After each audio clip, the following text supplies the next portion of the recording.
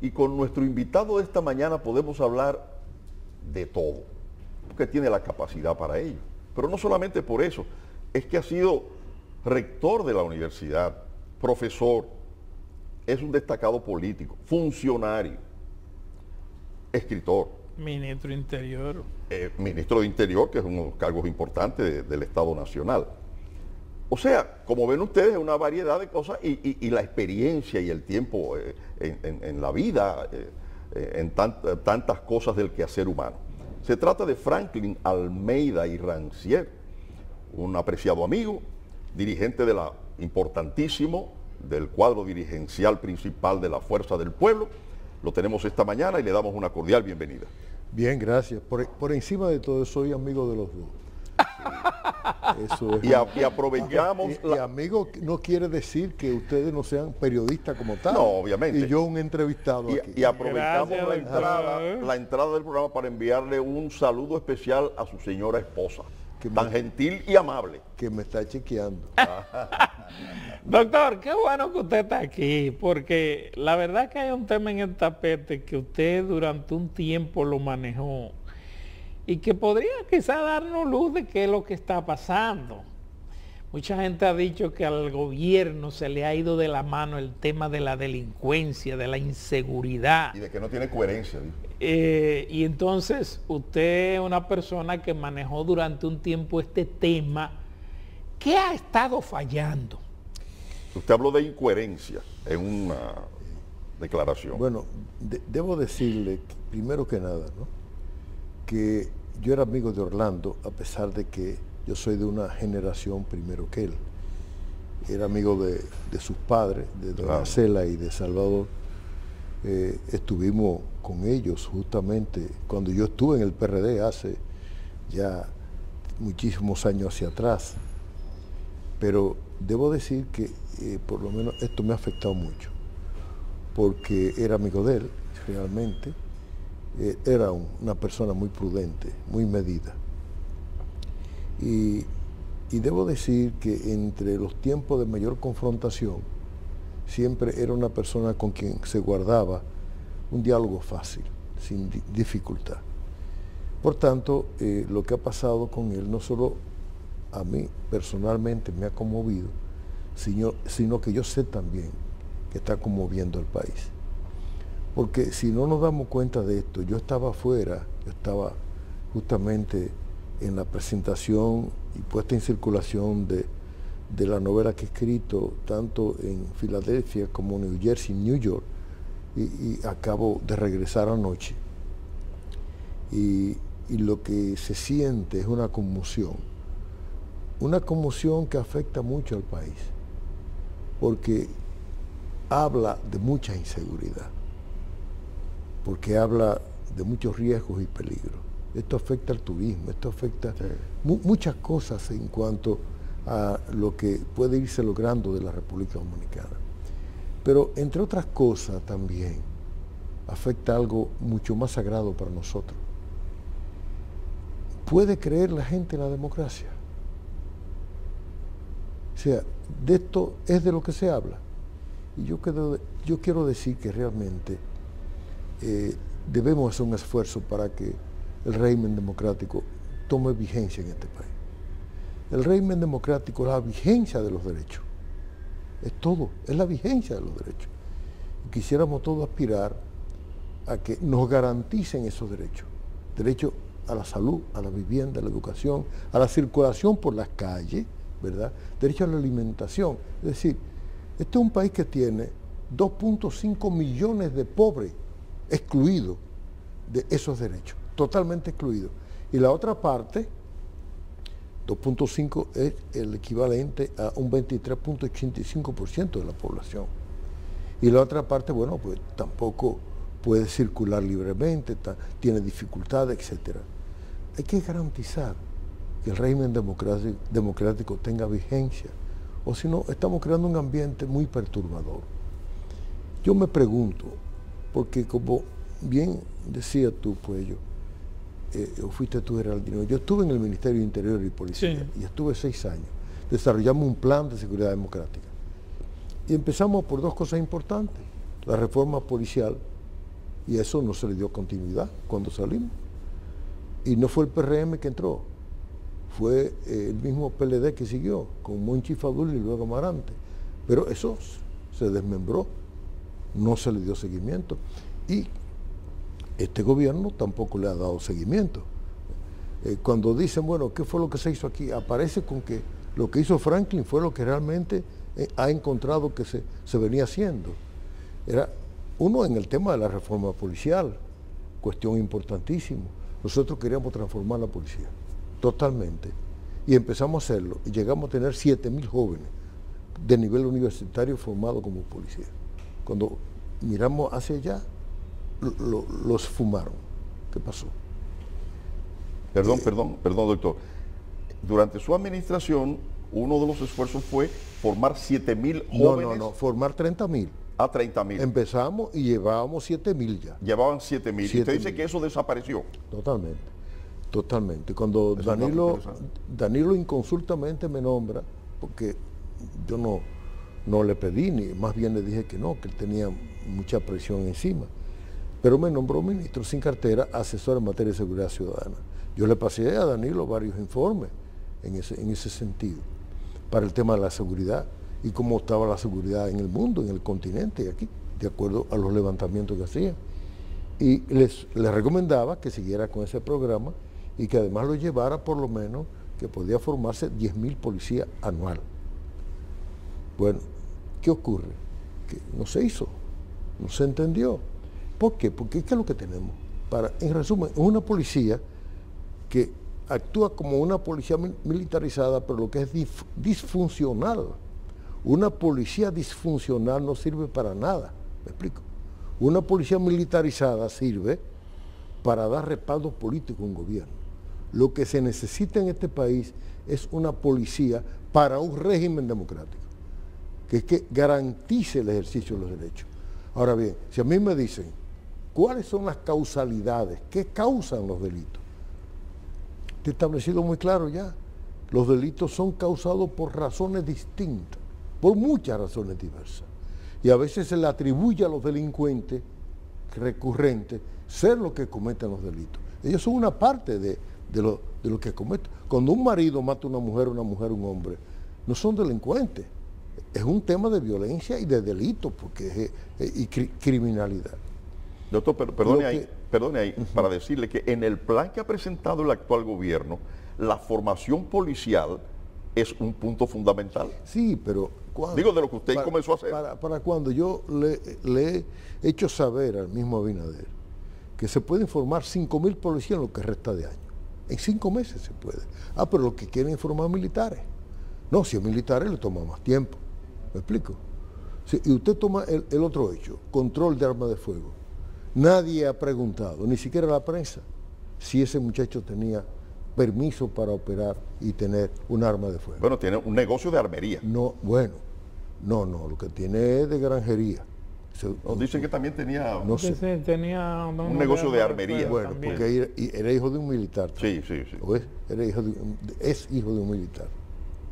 Pero bien, ¿cuál es su condición? Porque el tema que tenga armería, el arma de fuego, es legal.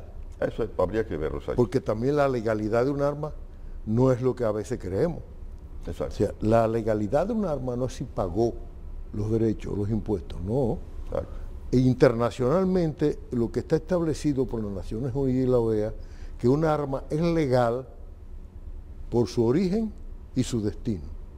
Si un arma es fabricada en el Brasil... entró al país legal... O ilegal. No, puede entrar legal, pero lo que voy es a esto.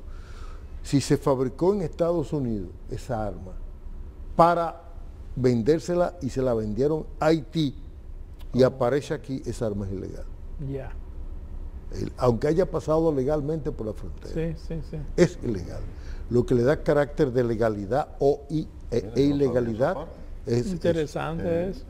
Tanto la OEA como las Naciones Unidas lo tienen establecido hace más de una década. Entonces, si el arma que aparece aquí no fue fabricada en Estados Unidos, sino en Brasil, y se atribuye que es de origen norteamericano, pero es de origen brasileño, por ejemplo, es ilegal. Ahora, doctor, dicen que Barrio Seguro fracasó. Bueno, pero barrio seguro es lo que se está mencionando. Y tú vas a los barrios y te dicen que eso fue lo que mejor funcionó. Porque es que no entendieron la naturaleza de barrio seguro. Ni lo que nos sustituyeron, ni este gobierno. ¿Qué barrio seguro? Vamos a ver, simple. Barrio seguro es lo siguiente.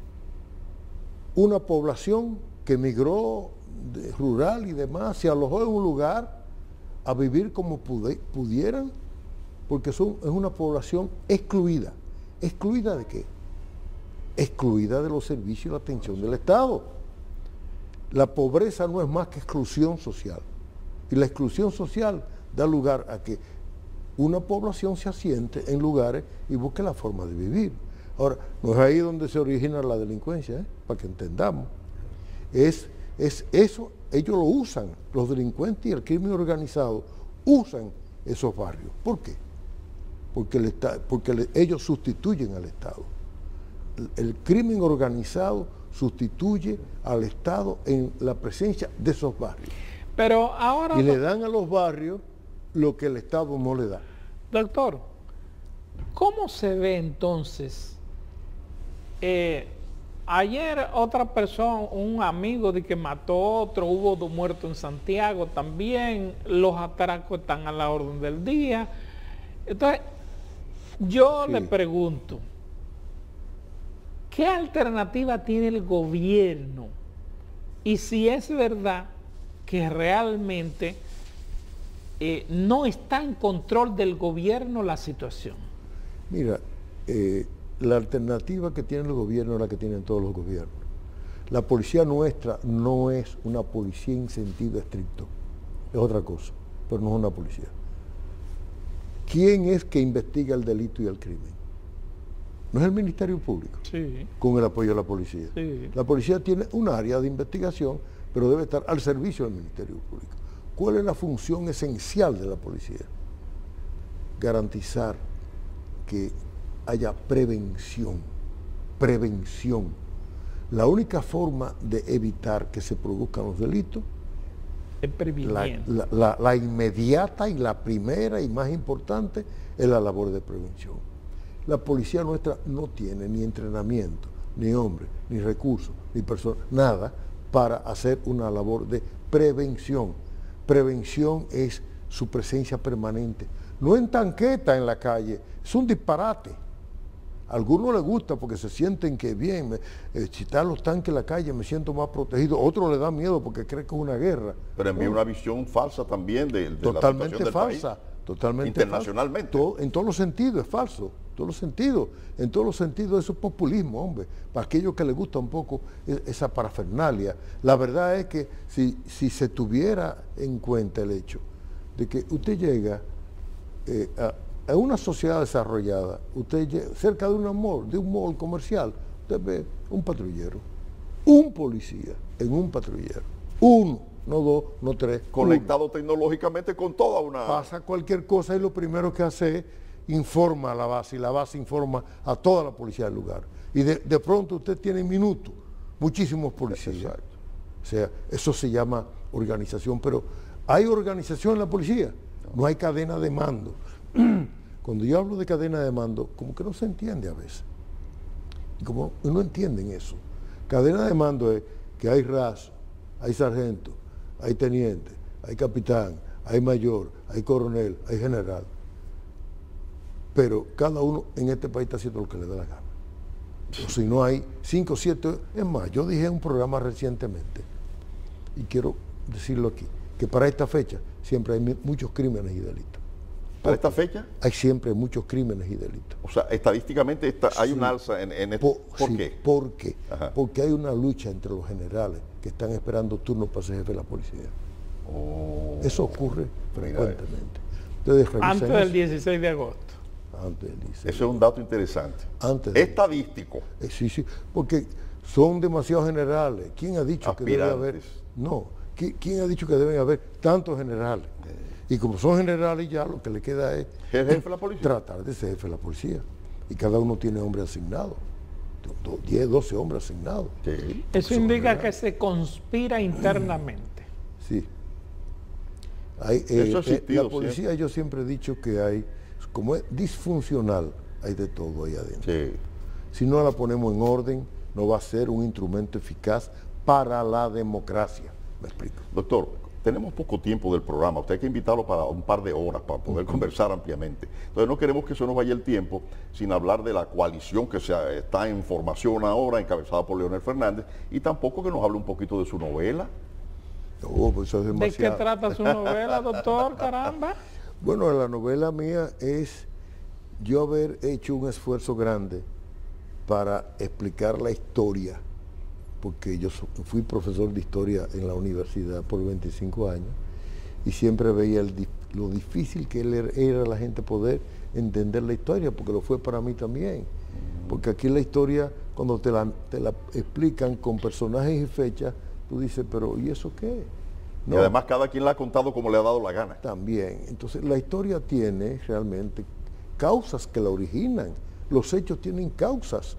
Y la historia no es más que un encadenamiento de los hechos. Por eso dicen que el que no conoce su historia está llamado a repetir los mismos errores que han cometido antes. ¿Por qué? Porque es un proceso. Si uno domina el contexto histórico de su país, puede tener mayor capacidad estratégica para la actividad política y para muchas cosas más. Entonces, yo convertí, ¿verdad?, en una historia novelada todo el esquema histórico relativo desde el proceso de conquista y colonización, tanto en el contexto americano como europeo y todo, y hice una novela. ¿Y el grado de ficción en qué nivel anda? A eso voy. Sí. Entonces logré algo que creo que fue un gran esfuerzo. Yo tuve muchos años trabajando el tema y logré que la ficción se viera claramente como ficción y la realidad como realidad. Entonces, llevo paralelo ahí lo que es ficción que no es fácil y realidad. No es fácil. Pero me la ingenié. Pero si usted abarca todo eso, doctor, usted hizo casi el Caribe frontera imperial. Bueno, me inspiré mucho en lo que también había hecho Juan Bosch de Colón a Fidel Castro, que es de Cristóbal Colón a Fidel Castro. Composición social dominicana. En fin, y también otros textos de Juan Bosch que fueron y fue mi maestro. Entonces, ¿hay personajes? ¿Cuál es la trama? Bueno, lo que pasa es que en un momento yo dije, bueno, aquí la ficción yo la voy a establecer a propósito del extraño caso de Benjamin Button, que fue, con eso se hicieron varias películas, que fue un escrito a propósito del principio del siglo pasado, a propósito del tema de las investigaciones genéticas del monje Mendel. Y alguien escribió un breve texto escrito literario sobre ficción. Una persona que nació envejecida. Bueno, pues yo dije, por ahí va la cosa. Yo tengo que hacer mención de él para los créditos, los méritos, pero lo hago y empiezo ahí, pero creo el personaje que me interesa. Uno que nació con siglos, con tantos siglos que se cree que es más viejo que Matusalén. Okay. Y Matusalén duró 900 años, según la tradición y la Biblia. Entonces, ese personaje es el que narra la historia. Y tú ves que está con Colón, como que está con Duarte, como que está también con Martí. Es decir, es interesante. Que de ser viejo, y nació viejo, envejecido, empezó a rejuvenecer en la medida en que yo iba desarrollando la historia. E iba teniendo descendencia e hijos también. Y tenía en su sistema software incluido en un procedimiento tecnológico. Y por ahí me voy a la parte entonces digital también. ¿Cómo se llama la obra? Bueno, pero tiene una similitud entonces un poco a la famosa novela de George Orwell, de 1984. Bueno, lo que pasa es que yo traté de hacer algo, ¿no? Yo traté de no recibir el influjo en ese momento en que lo escribía de algunos novelistas. Pero no dejé de tener. A veces uno quisiera, pero no puede lamentablemente despegarse de eso. Sí, tú decías, Puyo Bay, que era... No, que el título la novela se titula Marrón, Tierra y Negra Noche. Con ellas empezó todo. Marrón, Tierra somos nosotros. Es un título muy largo. Bueno, pero ha gustado. No, no, está bien. Marrón tierra y negra noche. Y ya está de Se venta trata aquí, de doctor. las dos. ¿Eh? Ya está de venta aquí. Aquí se puso en circulación en noviembre, aquí y en Santiago. Y yo debo decir, yo que estuve envuelto y viendo cómo se vendían los libros anteriores y aún cómo se vendían los de Juan Bosch, digo, oh, pero se ha vendido muy bien. Si es de venderse, claro que me interesa, porque en definitiva he regalado a veces una buena partida también. Y estuve ahora en Filadelfia, en New Jersey, en New York, viernes, sábado y domingo, entré puesta en circulación y fue un lleno completo. El libro ha gustado. Qué bueno. Y en Santiago, aquí lo puse en circulación, Leonel Fernández, José Rafael La Antigua, Natanael Concepción, y en Santiago el presidente de la Academia de la Lengua, un miembro de la Academia de Historia y otras personalidades relativas al tema cultural. La novela de Gerardino viene por ahí. Sí, ¿cuál es, Geraldino? Tiene un poco también de ficción, pero es una realidad. No hay novela sin ficción. Exactamente. Si no tiene ficción, no Si es no novela. tiene ficción, exactamente. Sí. Bueno, bueno, ahí está. Mira, el director lo tenía ahí. Ah, mira qué bien. Muy bien. Esa es que el pueblo dominicano es marrón, no es blanco ni es negro. Sí. Ni me gusta mucho, aunque a veces lo he usado, la denominación de mulato. Mulato, sí. Mulato viene justamente de una forma despectiva de haberle llamado a descendiente de negro mula. Mula. Y la mula no para. Bueno, que en el caso de Haití venían siendo los afranchi, más o menos. Más o menos, sí. Son mulatos en Haití también. Son mulatos así, los afranchi. le decían mulatos, sí. Sí. Y eran justamente, bueno, eran hijos y a veces eran figuras muy destacadas, ¿saben? Sí, Llegaron a ser sí, presidente, sí, entre sí. ellos. Sí. Mire, doctor, bueno, el minuto que nos queda, lo de la alianza, la gran coalición. Bueno, nosotros estamos formando un gran frente, o lo están formando, y nosotros estamos participando, ¿cómo no? Porque tenemos el principal activo que tiene la oposición ahora mismo, que es el mejor candidato. Leonel Fernández es el mejor candidato. Y el mejor candidato desde la oposición y ya hasta para una parte de los PRMistas buen candidato.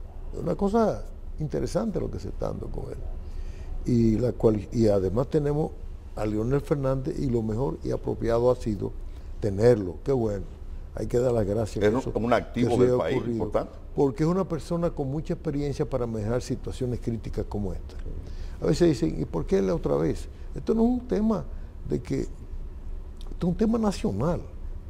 Aquí ha habido una crisis sanitaria, y eso ha traído una crisis económica agravada con lo de Ucrania. Entonces, y ahora más agravado todavía con torpeza que ha habido e incoherencia desde el gobierno, que ha sido, yo no he visto cosa igual, ha habido es como si nunca hubiera estado en el poder. Y eso le pasa mucho a los que se formaron ahí en el PRD y vienen del PRD.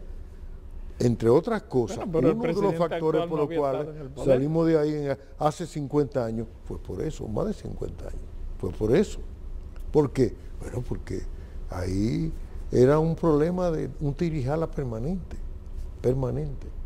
Y ese tirijala lo tienen. Y ese tema que ocurrió con Orlando es parte de eso.